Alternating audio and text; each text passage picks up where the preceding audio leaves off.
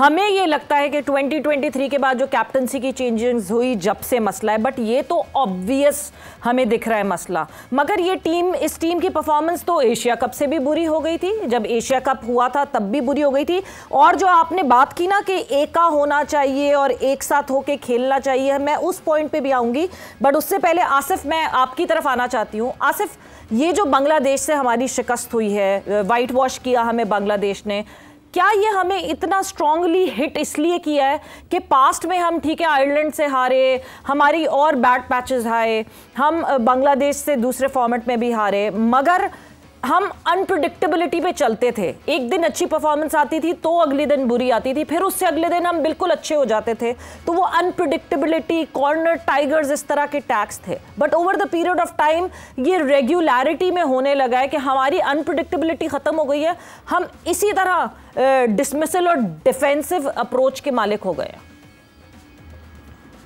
देखिए सवेरा, जो आसिम कमाल ने बात की, पूरा उन्होंने अहाता कर दिया कि सिचुएशन क्या है और क्या जिम्मेदारी है। लेकिन ये जो टीम है आपकी अभी, ये टीम इस वक्त दुनिया में जो रैंकिंग के एतबार से तो 8वें नंबर पर है, लेकिन कैपेबिलिटी के हिसाब से भी ये टीम इतनी बड़ी नहीं है। जो 4 टीम दुनिया की टॉप टीम्स हैं, इंग्लैंड, ऑस्ट्रेलिया, इंडिया, न्यूजीलैंड, वो अलग क्रिकेट खेलती हैं। उसकी वजह यह है कि आप ऑस्ट्रेलिया की टीम में जो तब्दीलियाँ हैं वो देखें।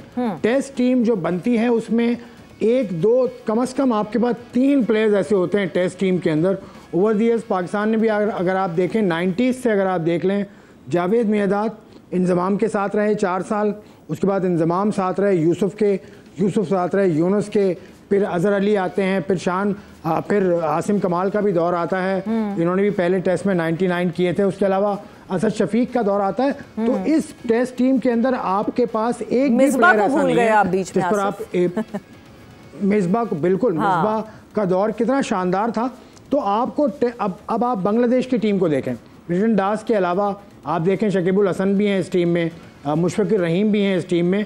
तो एक एक्सपीरियंस प्लेयर्स का होना बहुत ज़रूरी है टेस्ट टीम के अंदर, तब आपकी टेस्ट टीम चलती है। क्योंकि टेस्ट मैच होता है सेशन बाय सेशन, और ये ना भूलें कि 4 दिन का खेल हुआ है इस टेस्ट मैच के अंदर, पहला दिन पूरा ज़ाया हो गया था। तो जिस तरह की बॉलिंग बांग्लादेश ने की, उसका जवाब नहीं था पाकिस्तान के पास। उसकी वजह पाकिस्तान के पास टेस्ट स्टैंडर्ड का बैटर नहीं है। असद शफीक चले गए पहले, अजहर अली भी चले गए पहले, 100 टेस्ट खेलने के करीब थे ये। आबिद अली भी टेस्ट मैच की टीम में नहीं है, अब्बास भी टेस्ट मैच की टीम में नहीं है। तो टेस्ट मैच में कोर एक होती है, टीम की कोर, उसको आपको संभाल के रखना होता है, और वो फिर अपना एक्सपीरियंस पास ऑन करते हैं, सेशन बाय सेशन वो सिखाते हैं, वो बताते हैं। उनका एक तरह से वो मेंटोर होते हैं टीम के, ना गैर एलानिया मेंटोर। तो पाकिस्तान की टेस्ट टीम के अंदर एक भी लड़का ऐसा नहीं है, ना बॉलिंग में ना बैटिंग में। मैं बाबर आजम समेत बात कर रहा हूँ, बाबर आजम का भी इतना कोई एक्सपीरियंस नहीं है, वो भी फर्स्ट क्लास क्रिकेट इतनी नहीं खेलते। और आप देख लें, रिटन दास को देखें या दूसरे प्लेयर को देखें, उनकी फर्स्ट क्लास एक्सपीरियंस तो देखें। पाकिस्तान में कौन सा बैटर है जिसका फर्स्ट क्लास का एक्सपीरियंस ज़्यादा हो? बॉलर का था, लेकिन ये वजह है कि आपके पास एक्सपीरियंस टेस्ट बैटर नहीं है, जिनका ये रिफ्लेक्शन आपको है। आपकी टीम, मतलब मुझे कहने में बुरा लग रहा है, लेकिन टीम उस मेयार की नहीं है। आपकी बैटिंग लाइन खास तौर से उस मेयार की नहीं है, बॉलिंग भी उस मेयार की नहीं है। तो ये जो होना था, ये तो it was written on the wall. बिल्कुल, जो सप्लाई चेन की हम बात करते हैं कि एक सीनियर से लेगेसी आगे जूनियर्स पे जाती है, और फिर वो जूनियर सीनियर बनते हैं और आगे दूसरे जूनियर्स आते हैं। कल थोड़ी देर के लिए जो है वो सरफराज जब हमें कीपिंग करते हुए दिखे, तो वो दिखा के वो फील्ड प्लेसमेंट में मदद करते हुए दिखे। शान की इस तरह का सपोर्ट आपको नहीं दिखता जनरली, बाबर के लिए भी उस तरह का सपोर्ट नहीं दिखा, और शान के लिए भी उस तरह का support. But Asim, coming back to your discussion, जहां आपने बात की कि एका नहीं है, आसिम, मैं डबल डब्ल्यूज, हमारे मशहूर तरीन जो स्ट्राइक आउट करते हुए वसीम बक्कार, क्या एका था उनमें? ड्यूरिंग गेम जब जिस वक्त वो खेलते थे, उस वक्त मुकाबला होता था, एक हेल्दी कंपटीशन होता था। अगर पहली इनिंग में वकार ने 5 ले लिया तो वसीम वाज लाइक कि मैंने अब 5 लेना है, जिससे पाकिस्तान का फायदा होता था। तो हमें इनकी दोस्ती यारी से क्या लेना देना? ये फील्ड में सिर्फ पाकिस्तान को रिप्रेजेंट कर रहे हैं, इसको एज प्राइड खेलें, ये काफ़ी नहीं है इनके लिए। देखें, यही तो चीज़ सीखने वाली है कि सीनियर और मेंटोर से सीखने वाली चीज़ें क्या हैं। यही तो चीज़ें हैं कि किन की वजह से वो ग्रेड्स बने। ठीक है, ऑफ द ग्राउंड जो है, ऑफ द फील्ड जो है, वो उनकी डिफरेंट सिनेरियो था, डिफरेंट पर्सनैलिटीज़ थी, लेकिन जब ये ग्राउंड में आते थे तो ये फिर अपनी प्राइड के लिए, अपनी मुल्क की प्राइड के लिए खेलते थे, क्योंकि जब आप कंट्री की प्राइड के लिए खेलोगे तो फिर आपका भी नाम डेफिनेटली जो है वो ऊंचा होगा। दूसरा, खराबी की जो वजह, जो अभी आसिफ ने भी बात की, मैं इसको और मजीद कंटिन्यू करूंगा कि जो हमारे बैटर्स का इन्होंने जिक्र किया, बैटर्स की खराबी कहाँ से आना शुरू हुई? जब आपके ग्रेड्स अपने साथ अच्छे बैटर्स तैयार नहीं करेंगे तो ये फ्लॉज आएंगे, लाजमी आएंगे। क्योंकि अब आप देखें, जब आपने असद शफीक, फवाद आलम, असद शफीक और अजहर अली की, मैं इनके एरा की बात कर रहा हूँ, कि आपने असद शफीक को 84 टेस्ट मैचेस हुए, आपने 3-4 इनिंग टेस्ट मैचेस की इनिंग है, उसकी तकरीबन 8 या 9 इनिंगें फेल हुई और वो जो परफॉर्म नहीं कर पाए, आपने उनको साइड लाइन कर दिया और उनको सिलेक्शन कमेटी में ले आए, एज ए एडवाइज़र भी ले आए, सब चीज़। ये किस चीज़ को शो कर रहा है कि भाई आप एक प्लेयर आपका जो चल रहा है, आप उसको कंटिन्यू तो करो अपने उस प्लेयर, सीनियर प्लेयर के साथ जो 100 टेस्ट मैचेस के करीब है। अजहर अली है, 96 टेस्ट मैचेस हो गए उसके, तो जहां आपने 94-95 टेस्ट मैचेस खिला दिए थे, तो 4-5 और खिला के उसके साथ आप एक कॉम्बिनेशन तो बनाते जूनियर का, उस प्लेयर को ऊपर तो लेकर आते। तो आपने तो इकट्ठा ही, पहले आपने असद शफीक को साफ किया, ठीक है, फिर फवाद आलम को कंटिन्यू किया आपने थोड़े अरसे बाद, उसके बाद जो है आपने एकदम ही उठा के अजहर अली को बाहर कर दिया। तो आपने तो ये पूरा समझ लें कि पूरी प्लेस ही खाली कर दी ना टेस्ट स्क्वाड की।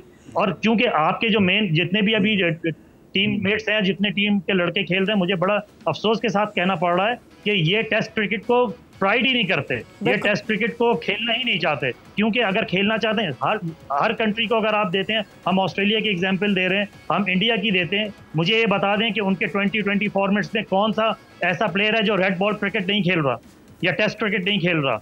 भाई टेस्ट क्रिकेट ही आपकी प्राइड है, आपकी पहचान है। जब आपकी जो टेक्निक हो गई और जितना आपको खेलने का एक्सपीरियंस और आपके मसल्स को जितनी जो एक्सट्रीम जो पावर मिलती है, वो टेस्ट क्रिकेट से मिलती है, क्योंकि आपको पूरा दिन का पूरा जो है ग्राउंड में गुजारना पड़ता है। आप लोगों ने अपनी फिटनेस और सिर्फ ये रखी हुई है कि शॉर्ट फॉर्मेट की क्रिकेट खेलो, ज़्यादा से ज़्यादा पैसा कमाओ। पैसा कमाने में कोई दिक्कत नहीं है, क्योंकि हमारे ब्रेड एंड बटर ही यही है। लेकिन आप कम से कम ये चीज़ पे तो फोकस करें कि रेड बॉल की क्रिकेट आपने क्या, मतलब आपकी एडमिनिस्ट्रेशन ने, आपकी क्रिकेट बोर्ड ने उसको इतना ज़्यादा प्रेफर नहीं किया। आप ज़्यादातर जो है वो 50, मैं तो कह रहा हूँ अभी आने वाले वक्तों में आप देखिएगा कि 50 ओवर्स की क्रिकेट भी खत्म हो जाएगी, सिर्फ 2020 फॉर्मेट और लीग्स हो रही होंगी। तो आप ये चीज को सीधा करने की जरूरत है। हाँ। और प्लेयर्स को साथ लेके चलें। यहाँ पे तो ये होता है कि अगर एक सीनियर ये देखता है कि जूनियर कोई अच्छा आ गया है, तो उसको अपनी फिक्र पड़ जाती है कि कहीं मेरी सीट ऑक्यूपाई ना हो जाए।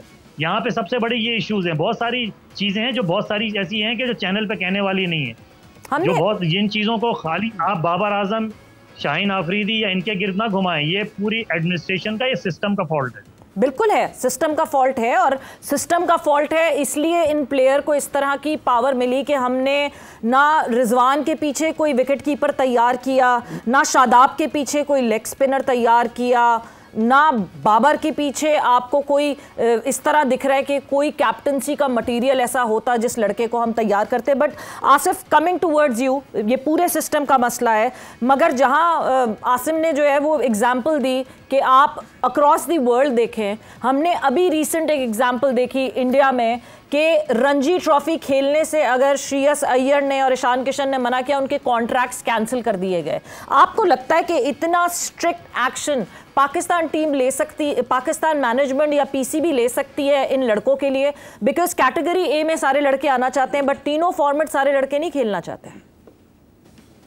देखिए, इंडिया और पाकिस्तान में जो फ़र्क है बहुत बड़ा, वो ये है कि इंडिया में चेयरमैन कोई भी आए क्रिकेट का, आजकल उनके चेयरमैन जो भी हैं, रॉजर बिनी हैं, उनके सदर रॉजर बिनी हैं, और उनके साथ उनके जय शाह साहब हैं, जिनके बारे में कहा जाता है कि सियासी तौर पर आए हैं वो, बिल्कुल ठीक है।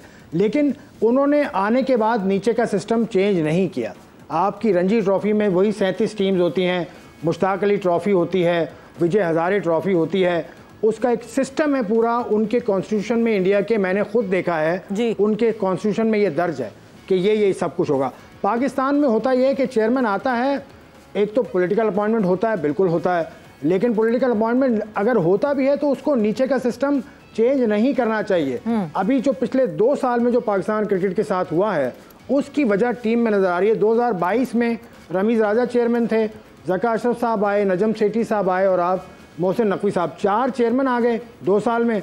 उसके अलावा 4 कप्तान आ गए, बाबर आजम, उसके अलावा शादाब, फिर शाहीन अफरीदी, फिर बाबर आजम जी। तो 4 कैप्टन आ गए। मेन जो कोर है आपकी टेस्ट टीम की वो चेंज हो गई। जो आसिम ने अभी नाम लिए, चार तो नाम है ना, आप एक अजहर अली, असद शफीक, फवाद आलम और किसी हद तक आबिद अली को भी आप शामिल कर लें, इनको आपने निकाल दिया तो सब चीज़ें तो आपने चेंज कर दी ना। फिर सिलेक्शन कमेटी में कितने चेंज आए, वसीम, उसके बाद शाहिद अफरीदी, फिर हारून रशीद, फिर उसके बाद वहाब रियाज, फिर उसके बाद एक 4 लोगों की कमेटी, फिर 7 लोगों की कमेटी, उसमें चेयरमैन लेस कमेटी। तो हर चेयरमैन आकर ये समझता है कि मुझसे पहले वाला तो बेवकूफ़ था जी। तो ये चीज़ें, चेयरमैन के इख्तियारात पाकिस्तान में बहुत ज़्यादा हैं, थोड़े से कम करने होंगे। इंडिया में फ़र्क ये है कि इंडिया में एसोसिएशंस ज़्यादा मुतहर्रिक हैं, इंडिपेंडेंट ऑफ द BCCI। मतलब बंगाल क्रिकेट एसोसिएशन के पास इतना पैसा है कि वो खुद ही अपना सिस्टम रन करती है। बंगाल क्रिकेट एसोसिएशन ने आज से 10 साल पहले वकार यूनुस को और मुरलीधरन को बतौर कोच रखा था। बंगाल क्रिकेट एसोसिएशन ने, जब उसके गंगुली उसके चीफ थे।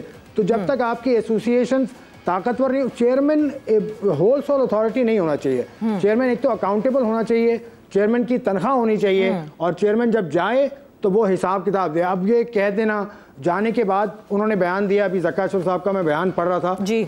ज़का अशरफ साहब का भी बहुत रोल है।